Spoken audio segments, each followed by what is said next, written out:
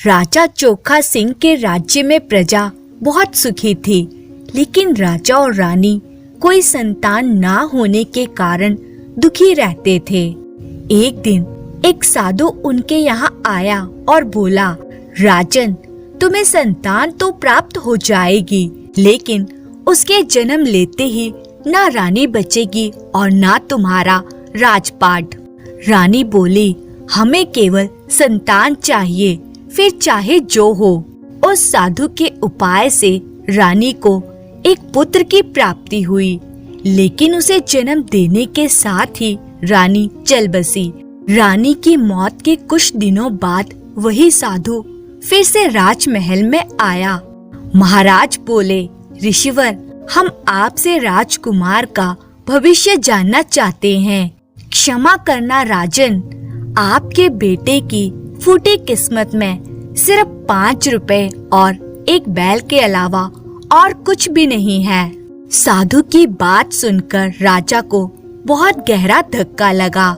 साधु चला गया और राजा रानी का गम भुलाने के लिए मदिरा में डूब गया। राजा की इस लापरवाही का पूरा फायदा उठाया महामंत्री ने।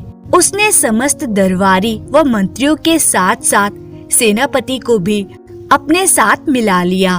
उनका साथ पाकर महामंत्री ने राजा के समस्त वफादारों को मौत के घाट उतार दिया और राजा को कैद खाने में डाल दिया। तत्पश्चात महामंत्री ने राजकुमार को मार डालने के लिए जल्लाद के हवाले कर दिया, लेकिन जल्लाद का दिल उसे मारने को ना हुआ और उसने उसे एक खेत में छोड़ दिया। इस तरह राजकुमार का पालन पोषण रामू नाम के किसान के घर में होने लगा। रामू ने उसका नाम किशन रखा।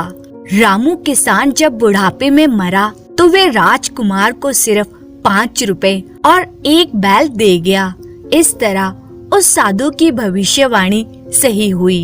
एक दिन वही साधु किशन के घर आया और किशन ने न केवल अपनी जमा पूंजी 5 रुपए उसके खाने पीने पर खर्च कर दिए, बल्कि अगले दिन अपना और साधु का पेट भरने के लिए उसने अपना बैल भी बेच दिया। रात को सोते हुए किशन यही सोच रहा था, अब कल क्या होगा। जब किशन काफी रात तक करवटें बदलता रहा तो साधु बोला, क्या बात है बेटा, तुम अभी तक सोए नहीं? सोऊं कैसे ऋषिवर, आपने तो मेरा बैल बिकवा कर मेरी नींद ही छीन ली है। सोच रहा हूँ कल कैसे पेट भरेंगे। बेटा, मेरे रहते तुम्हें चिंता करने की कोई जरूरत नहीं है। सुबह की सुबह देखी जाएगी। फिलहाल तुम आराम से सो जाओ। साधु की दिलासा पाकर किशन सो गया, लेकिन रात्रि के तीसरे पहर सहसा किसी जानवर की तेज आवाज सुनकर साधु और किशन की नींद टूट गई। ऋषिवर, लगता है बाहर कोई जानवर है। हाँ बेटा, जाकर देखो। किशन के घर के बाहर एक बैल खड़ा था। अरे, ये बैल कहाँ से आ गया? ऋषिवर, बाहर एक बैल है, पता नहीं किसका है। अरे बेटा, वे जिसका भी हो तो उसे खूंटे से बांध दे। किशन ने बैल को खूंटे से बांध दिया। अगले दिन सुबह होने के पश्चात साधु बोला, जा बेटा, जिस बैल को तूने खूंटी से बांधा हुआ है उसे बेचकर नाश्ते आदि का प्रबंध कर ला। ऋषिवर, ये आप क्या कह रहे हैं? ऐसा करना तो चोरी होगी, पाप होगा। नहीं, वे किसी का बैल है। बेटा, जैसा मैं कहता हूँ तो वैसा ही कर। इस धर्म कर्म और पाप के चक्कर में मत पड़। ईश्वर ने उस बैल को तेरा ही पेट भरने के लिए तेरे घर पर भेजा है। नहीं ऋषिवर, मैं जानबूझकर अपने सिर पर पाप नहीं ले सकता, क्योंकि मैं ये अच्छी तरह से जानता हूँ कि वह बैल मेरा नहीं है। ऋषि सोचने लगा, पूरा धर्म का पक्का है, इसे दूसरी तरह से समझाना होगा। ठीक है बेटा, जब तुम्हें इतना ही भय लग रहा है तो गांव वालों से पूछकर जिसका ये बैल हो उसके हवाले कर आओ। हाँ ऋषिवर, यह कार्य मैं कर सकता हूँ। लेकिन ध्यान रहे बेटा, यदि उस बैल का कोई मालिक तुम्हें ना मिले तो तुम उसे बेचकर खाने पीने का प्रबंध कर लाना। आपकी ये बात भी मुझे मंजूर है ऋषिवर। किशन ने बैल को खूंटे से खोला और उसे लेकर गांव में घूमने लगा। किशन ने पूरे गांव का चक्कर लगा लिया, लेकिन उसे बैल का कोई मालिक नहीं मिला। साधु बाबा का कहना ठीक ही था। ईश्वर ने इस बैल को मेरा ही पेट भरने के लिए भेजा है। अब बाजार चलकर इसे बेच देना चाहिए। किशन ने बाजार जाकर बैल को बेच दिया और पूरे दिन के भोजन का प्रबंध कर लिया। लेकिन उस रात फिर किशन करबटे बदलने लगा। साधु महाराज तो खूब मजे में सो रहे हैं, जबकि कल की सोच सोचकर मेरी जान निकली जा रही है। आज तो चलो बैल के आ जाने से पेट भर गया, लेकिन कल क्या होगा? कहीं रोज रोज बैल थोड़े ही मेरे खूंटे से बंधने के लिए मेरे आंगन में आ जाएंगे। तभी साधु बोला, अरे बेटा किशन, क्या बात है, तुम अभी तक सोए नहीं? क्या करूं ऋषिवर, कल की सोचकर मुझे नींद नहीं आ रही है। परेशान मत हो बेटा, आराम से सो जा, कल की कल देखी जाएगी। सुबह होने पर किशन बोला, अब बताइए ऋषिवर कि आपके और अपने लिए भोजन का प्रबंध कहाँ से करूं? अरे देखना तो बेटे, कहीं फिर कोई बैल तो तुम्हारे दरवाजे पर नहीं आ गया। अभी देखता हूँ। बाहर निकलकर किशन ने देखा एक बैल खड़ा था। अरे वाह, फिर एक बैल आ गया। लगता है साधु बाबा कोई पहुँचे हुए महात्मा हैं। ये सब चमत्कार उन्हीं के प्रताप से हो रहा है। ऋषिवर, बाहर वास्तव में एक बैल है, क्या उसे खूंटे से बांध दूं? अरे बेटा, समय क्यों नष्ट करते हो? जा, जल्दी से जाकर उसे बाजार में बेचा। किशन ने पिछले दिन की ही तरह फिर उस बैल को बेचकर अपने और साधु के लिए भोजन का प्रबंध कर लिया। इसी तरह कई रोज गुजर गए। हर सुबह किशन के आंगन में एक बैल आ जाता और वह उसे बेचकर साधु का तथा अपना पेट भर लेता। फिर एक दिन सुबह साधु बोले, अच्छा बेटा, अब मैं प्रस्थान करता हूँ। ईश्वर से मेरी यही प्रार्थना है कि तुम सदा सुखी रहो और अपने घर आने जाने वालों का तुम इसी तरह आदर सत्कार करते रहो। ऋषिवर, ये आप क्या कह रहे हैं? आप तो मुझे मझधार में छोड़कर जा रहे हैं। आप चले जाएंगे तो मेरा क्या होगा? मेरे पास तो फूटी कौड़ी भी नहीं है, फिर खाऊंगा क्या? आपके प्रताप से कम मेरा पेट तो भर जाता था। चिंता मत करो बेटा, ईश्वर अपने हर बंदे की खबर रखता है। उसने जो तुम्हारी तकदीर में लिख दिया है, उसे तो अब वे स्वयं भी नहीं छीन सकता। मैं आपका मतलब नहीं समझा ऋषिवर। बेटा, तुम्हारी किस्मत में ईश्वर ने 5 रुपए और एक बैल लिखा हुआ है, अतः तुम कुछ करो या नहीं, यह तो तुम्हारे पास हमेशा रहेगा। विश्वास ना हो तो चलकर देख लो। महाराज, क्या आप सच कह रहे हैं? हाँ बेटा, इसीलिए तो एक बैल रोज तुम्हारे घर आ जाता था और मुझे विश्वास है आज भी ऐसा ही होगा। साधु का इतना कहना था कि तभी उसे बाहर से बैल के चिल्लाने की आवाज आई। लो बेटा, तुम्हारी किस्मत आ गई। किशन ने बाहर जाकर देखा तो सचमुच एक बैल खड़ा था। बेटा, अब तो तुम्हें मेरी बात का विश्वास हो गया होगा। अब इसे ले जाकर तुम बाजार में बेच आओ। जो तुम्हें इसकी बिक्री से 10 रुपए मिले, उसमें से 5 रुपए अपने ऊपर खर्च कर लेना और बाकी के 5 रुपए कल भूसा खरीदने के लिए रख छोड़ना। कल तुम्हारे घर फिर एक बैल आएगा, उस पर भूसा लादना और शहर जाकर बेच आना। बस तुम्हारी जिंदगी फिर पहले की भांति गुजरने लगेगी। तुम्हारे पास फिर 5 रुपए और एक बैल हो जाएगा। अच्छा बेटा, अब मैं चलता हूँ। ठहरिए ऋषिवर, मुझे एक बात और बताते जाइए। बोलो बेटा, क्या पूछना चाहते हो तुम?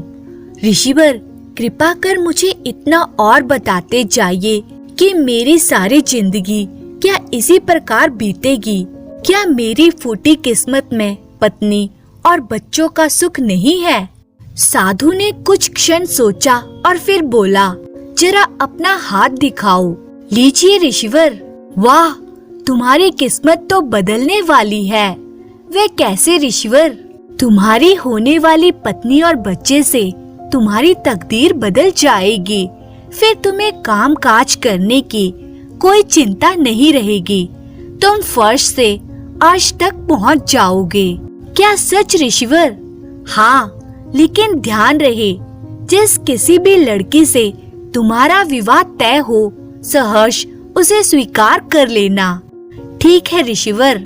और फिर साधु महाराज वहाँ से चले गए और किशन ने बैल बेचकर 5 रुपए में अपने लिए भोजन का प्रबंध किया और 5 रुपए अगले दिन भूसा खरीदने के लिए बचाकर रख लिए।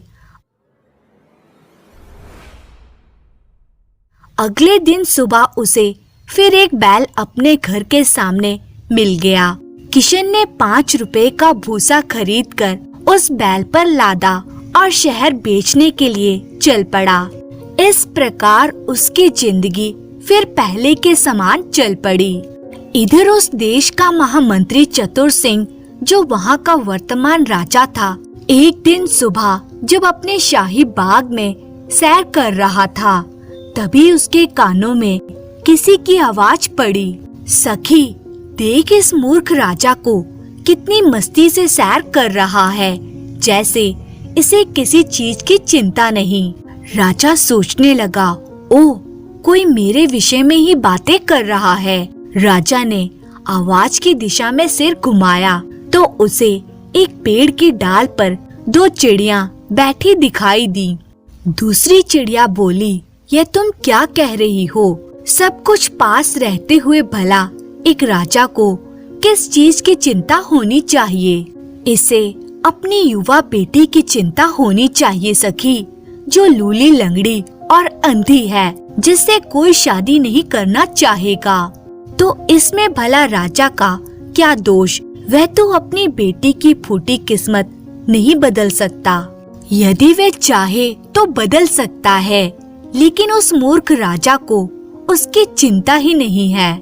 जरा मैं भी तो सुनूं सखी कि राजा अपनी लूली लंगड़ी और अंधी बेटी की किस्मत कैसे बदल सकता है। तो सुनो, यदि राजा अपनी बेटी की शादी अपने देश के सबसे गरीब इंसान, यानी ऐसे इंसान से कर दे जिसके पास सिर्फ 5 रुपए और एक बैल हो, तो उससे होने वाली संतान के कारण उसकी बेटी का अंधापन व लूला लंगड़ापन सब दूर हो जाएगा। चल सखी, अब मेरा मन यहाँ जरा भी नहीं लग रहा है। आ, कहीं और चलते हैं। और दोनों चिड़िया उड़ गईं। चिड़ियों की बात सुनकर राजा बोला, ओह, इस चिड़िया ने मेरी आंखें खोल दी और मेरे सिर से एक बहुत बड़ा बोझ उतार दिया है। मैं अभी ऐसे व्यक्ति की खोज करवाता हूँ जो अपनी जिंदगी सिर्फ 5 रुपए और एक बैल के सहारे गुजार रहा हो। राजा चतुर सिंह उसी समय महल में पहुँच गया और बोला, महामंत्री जी, आप इसी समय पूरे देश में एक ऐसे व्यक्ति की खोज करवाइए जिसके पास सिर्फ 5 रुपए और एक बैल हो। जो आज्ञा महाराज। महामंत्री ने ऐसे व्यक्ति की खोज प्रारंभ कर दी। वे रोज सुबह कुछ सैनिकों को साथ लेकर निकल जाता और घूम घूम कर लोगों की आय और जमीन की जानकारी लेता। इसी तरह खोजबीन करते करते कई दिन गुजर गए। सैनिक नगर नगर गांव गांव खाक छानते फिर रहे थे। एक दिन सुबह उन्होंने देखा, अरे वह देखो, एक व्यक्ति एक बैल के साथ आ रहा है। चलो उसी से मालूमात हासिल करते हैं। सैनिक उसके निकट पहुंचकर बोले, ए, क्या नाम है तुम्हारा? तुम क्या करते हो तथा क्या जमा पूंजी है तुम्हारे पास? कैसे गुजारा होता है तुम्हारा? सैनिकों के पूछने के अंदाज से किशन घबरा उठा। हुजूर, मेरा नाम किशन है, मामूली सा आदमी हूँ, भूसा बेचकर गुजारा करता हूँ और जमा पूंजी के नाम पर 5 रुपए तथा ये बैल ही है। क्या कहा? तुम्हारे पास जमा पूंजी के रूप में सिर्फ 5 रुपए और एक बैल ही है? हाँ हुजूर, आहा, मिल गया, यही वे व्यक्ति है जिसकी हमें तलाश थी। सैनिकों ने किशन को राजा चतुर सिंह के सामने पेश किया और उसके बारे में सब कुछ बता दिया।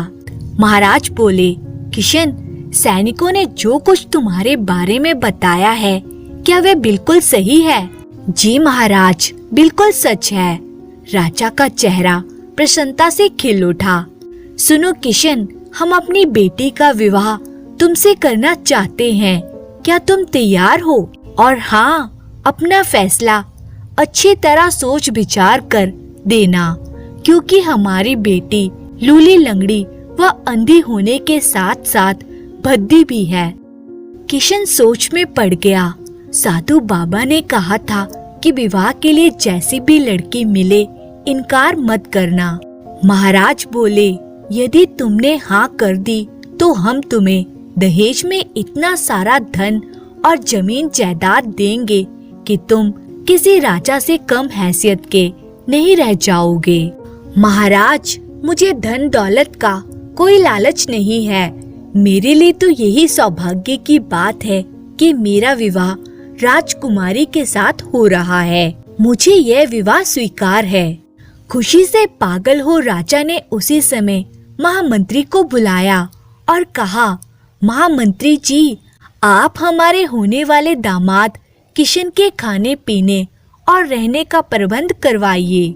साथ ही पंडित जी से विवाह का मुहूर्त भी निकलवाइए। जो आज्ञा महाराज। 10 दिन बाद विवाह का शुभ मुहूर्त निकला और राजा ने बड़ी धूमधाम से अपनी बेटी कंदकला का विवाह किशन के साथ कर दिया।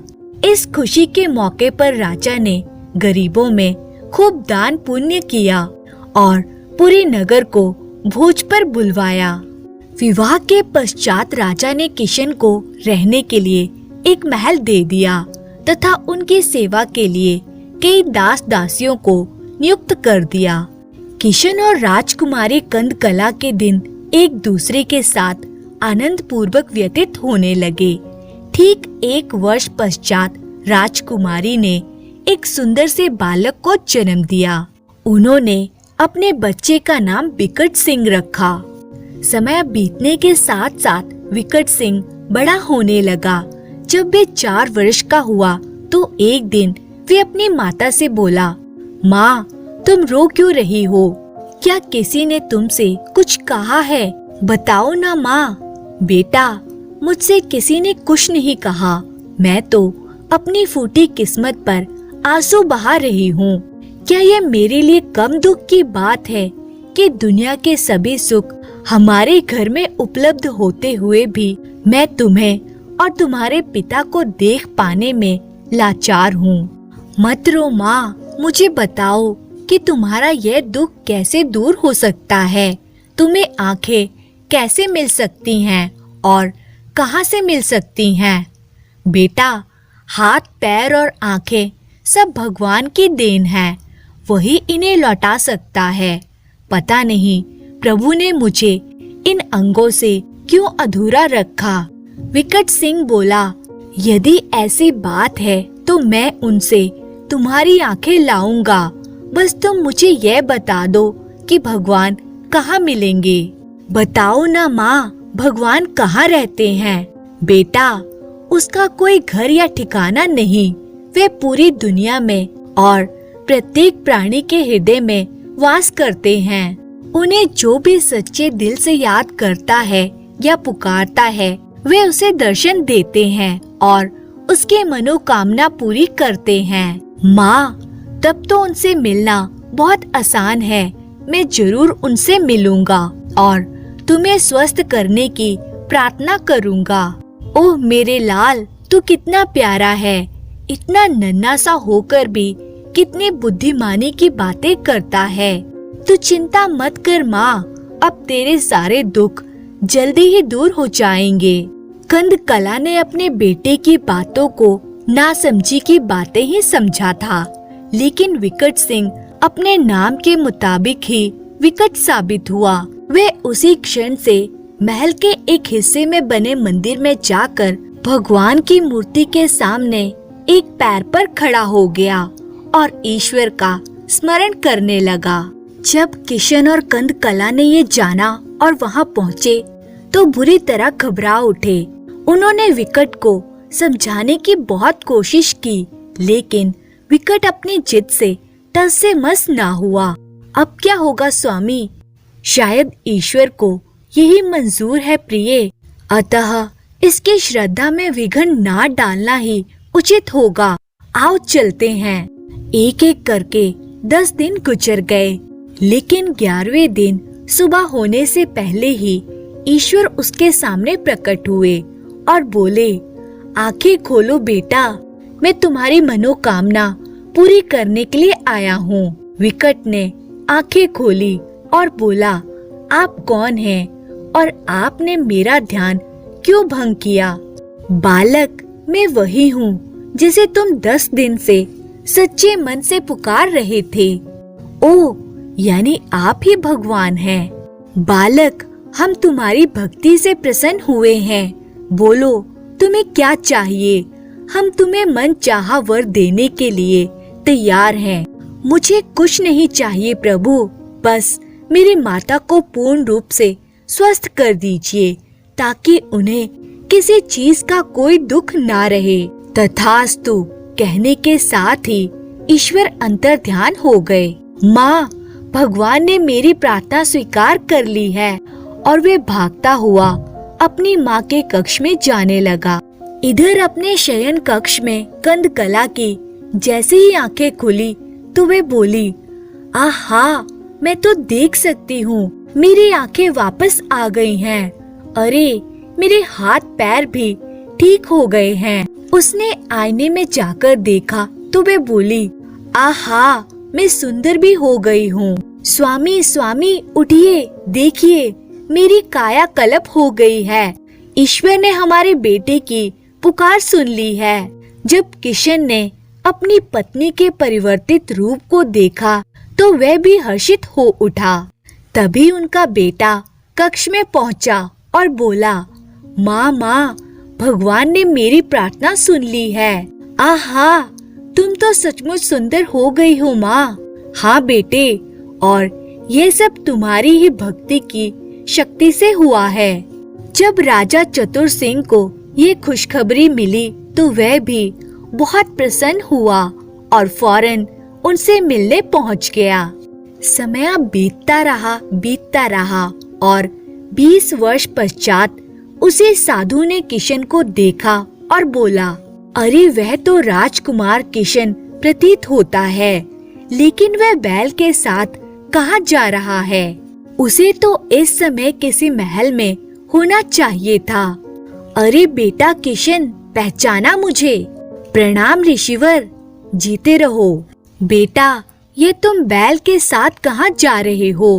जहाँ तक मेरी दिव्य शक्ति कहती है, तुम्हें तो इस समय महलों में तमाम सुखों के साथ आराम से होना चाहिए था। आपका कहना सच है ऋषिवर, मैं वर्षों से महलों में सुख से ही रहा, लेकिन अब मेरा उन सुखों से दम घुटने लगा है। मेरा बेटा इस देश का राजा बन चुका है और पत्नी राजमाता, लेकिन मुझे अब राजमहल का सुख रास नहीं आ रहा है। इसलिए मैं अपने 5 रुपए और बैल लेकर अपने पुराने जीवन में जा रहा हूँ, ताकि अपनी फूटी किस्मत को एक बार फिर से संवार सकूं। किशन अपने बैल के साथ आगे बढ़ गया और ऋषिवर बोले, वाह रे प्रभु, तेरी लीला भी अपरंपार है। तूने इसे सब कुछ देकर भी कुछ नहीं दिया। इस देश का असली स्वामी होने के बावजूद भी तूने इसकी फूटी किस्मत में सिर्फ 5 रुपए और एक बैल ही लिखा, जो बेचारे के पास आज भी है। धन्यवाद।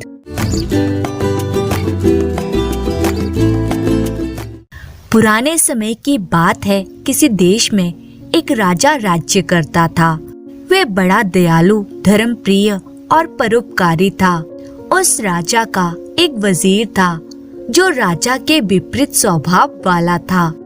उसकी दृष्टि हमेशा राज सिंहासन पर लगी रहती थी।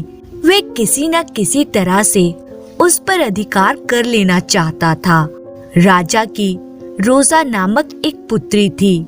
वहीं वजीर की भी एक बेटी थी जिसका नाम शील्या था। रोजा और शील्या में गहरी मित्रता थी। दोनों एक दूसरे के बिना रहने की कल्पना तक नहीं कर सकती थी, इसलिए उनका ज्यादातर समय साथ साथ बीतता था। आखिरकार एक दिन षड्यंत्र रचकर वजीर ने राजा को वहां से भागने को विवश कर दिया और स्वयं सिंहासन का अधिकारी बन बैठा। राजा ने अपने कुछ वफादार साथियों के साथ जंगल में जाने का निश्चय कर लिया। रोजा भी उनके साथ जाने की तैयारी करने लगी, लेकिन जाने से पहले वे एक बार अपनी सखी से मिलना चाहती थी। अतः वे अंतिम बार शील्या से मिलने आई। बिछड़ने की बात सोचकर दोनों की आंखों से आंसू बहने लगे। दोनों एक दूसरे के बिना कैसे रहेंगी, ये सोच सोचकर वे दुखी होने लगी। शील्या किसी भी कीमत पर रोजा को अपने से दूर नहीं जाने देना चाहती थी। अतः वे हठ करते हुए बोली, यदि किसी ने तुम्हें मुझसे दूर करने की कोशिश की तो मैं अपने प्राण त्याग दूंगी। अंततः बेटी के हठ के आगे वजीर को झुकना पड़ा और उसने रोजा को शील्या के साथ रहने की इजाजत दे दी। बेटी की खुशी के लिए राजा ने भी उसकी बात स्वीकार कर ली और अकेला ही जंगल में चला गया। शुभ मुहूर्त में वजीर का राज्याभिषेक हुआ और वे देश का नया राजा घोषित हो गया। एक बार उस नगर में एक बहुत सुंदर युवक आया। उसकी कोमल देह, सौम्य चेहरा और मासूम आंखें हर किसी को अपनी ओर आकर्षित कर लेती थीं। अभी उसकी उम्र अधिक नहीं थी, परंतु नगर में कदम रखते ही उसने शाही तलवार बाजों को तलवार के मुकाबले की चुनौती दे डाली। जिसने भी ये बात सुनी, उसके मुंह से युवक के लिए दर्द भरी ठंडी आह निकल गई। लोगों ने उसे समझाने की बहुत कोशिश की, लेकिन वे अपनी चुनौती पर अड़ा रहा। राजा ने उसकी चुनौती स्वीकार कर ली थी। फिर उसने एक द्वंद्व युद्ध का आयोजन किया, जिसमें युवक और शाही तलवार बाजों को अपना दमखम दिखाने का पूरा अवसर मिलना था। निर्धारित दिन पूरा नगर रंगभूमि में एकत्रित हो आया। मैदान के बीचों बीच वह युवक निर्भय सिंह की भांति खड़ा हुआ था। उसके सामने शाही तलवार बाज तलवार लिए उसका मस्तक काटने को आतुर हो रहे थे। इस द्वंद्व को देखने के लिए राजा के साथ रोजा और शील्या भी आई थी। युवक का साहस देखकर रोजा मन ही मन उसकी प्रशंसा कर रही थी, लेकिन उसे इस बात का भय भी था कि शाही तलवार बाजों के सामने यह युवक अधिक देर तक टिक नहीं पाएगा। उसका मन बार बार कह रहा था कि वह युवक के पास जाकर उसके हाथ से तलवार छीन ले और उसे अपने साथ यहाँ से कहीं दूर ले जाए। उसने अपने पास बैठी शील्या से कहा, शील्या, यह द्वंद्व नहीं, पागलपन है। यह युवक व्यर्थ में अपने प्राण देने को व्याकुल हो रहा है। शाही तलवार बाज कब इसके गर्दन काट डालेंगे, इसे पता भी नहीं चलेगा। इस द्वंद्व को किसी तरह से रुकवाओ, अन्यथा इसके जमीन पर गिरने से पहले मेरे दिल के धड़कनें थम जाएंगी। मैं इसकी मृत्यु कदापि नहीं देख सकती। शीला समझ गई कि रोजा मन ही मन युवक से प्रेम करने लगी है, अतः उसने युवक की प्राण रक्षा का निश्चय कर लिया।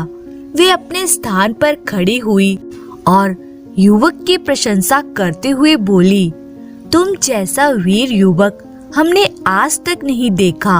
हम तुम्हारी इस वीरता और साहस का सम्मान करते हैं। तलवारबाजी में शाही तलवारबाजों के सामने निडर होकर खड़ा होना ही तुम्हारी वीरता को प्रमाणित करता है। इसलिए अब तुम्हें द्वंद्व करने की कोई आवश्यकता नहीं है। तुम द्वंद्व का हठ छोड़ दो, अन्यथा व्यर्थ में ही मारे जाओगे। राजकुमारी, इस दुनिया में मेरा कोई नहीं है। यही कारण है कि मैं प्राणों का मोह त्याग कर द्वंद्व के लिए यहाँ आया हूँ।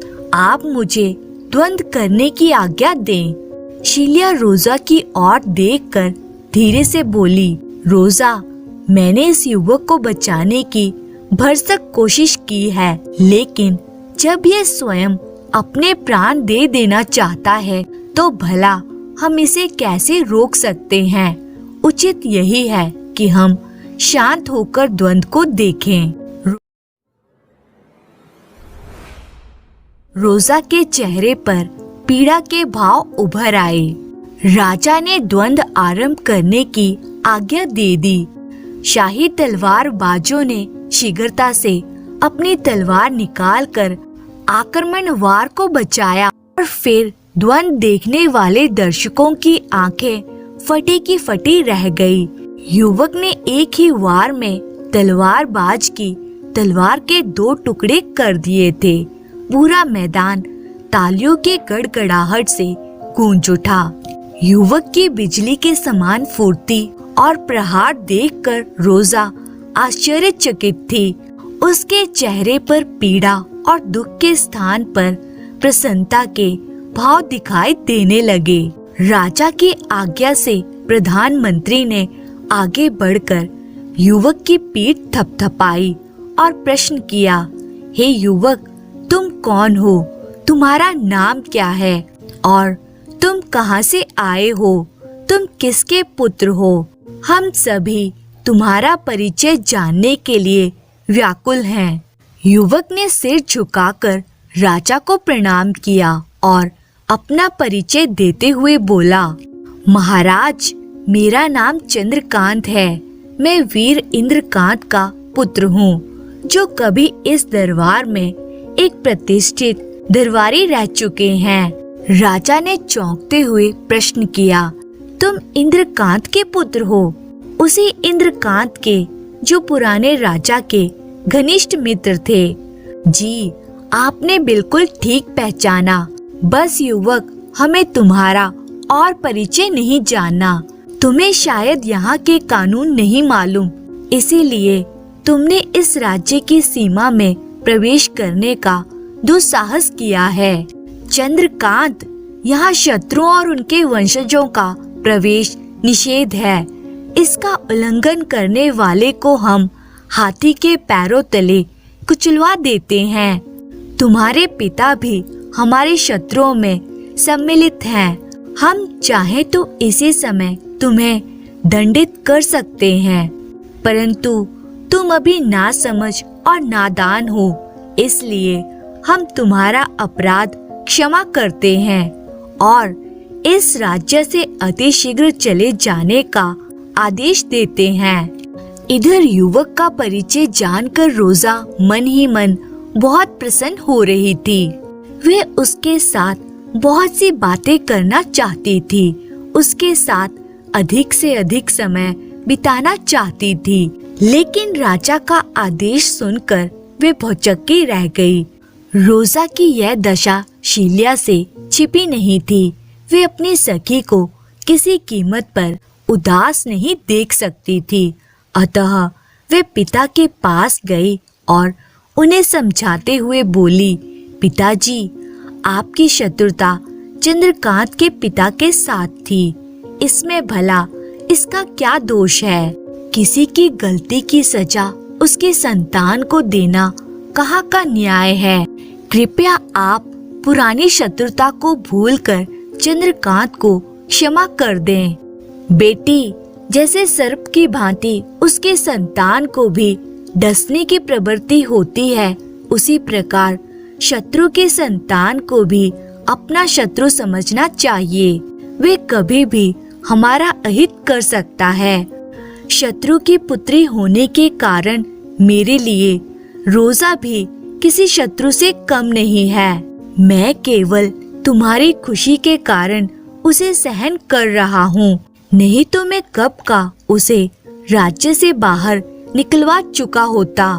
परंतु लगता है कि अब पानी सिर से ऊपर निकलता जा रहा है, इसलिए अपनी सखी से कह दो कि वह यह राज्य छोड़कर आज ही यहाँ से चली जाए। पिता की बात सुनकर शील्या हतप्रभ रह गई। अब तक वे यही सोचती आई थी कि उसके पिता रोजा को भी अपनी पुत्री के समान प्यार करते हैं। वे हट करते हुए बोली, पिताजी, अगर मैं ही उसे ना जाने दूं, तब आप क्या करेंगे?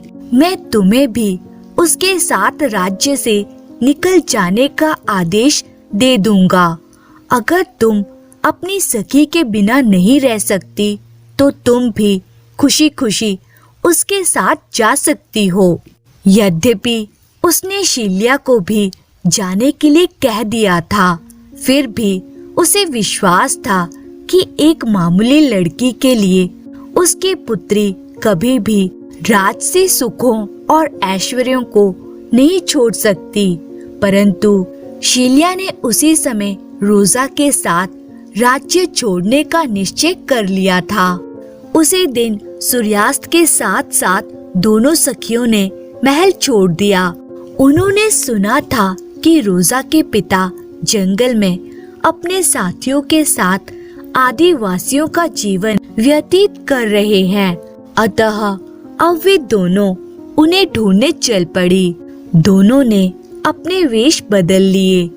रोजा ने पुरुष का तथा शील्या ने गवालिन का वेश बना लिया था। वेश बदलने के साथ साथ उन्होंने अपने नाम भी बदल लिए थे। रोजा ने अपना नाम गगन और शील्या ने एली रख लिया था। चलते चलते वे जंगल को पार कर दूसरी सीमा पर जा पहुंची। वे निरंतर कई घंटों से चल रही थी, इसलिए उन्हें भूख प्यास लग गई थी।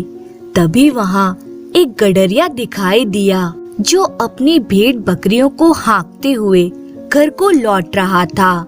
गगन ने आगे बढ़कर उससे पूछा, क्या हमें रात गुजारने के लिए यहाँ कोई जगह मिल सकती है?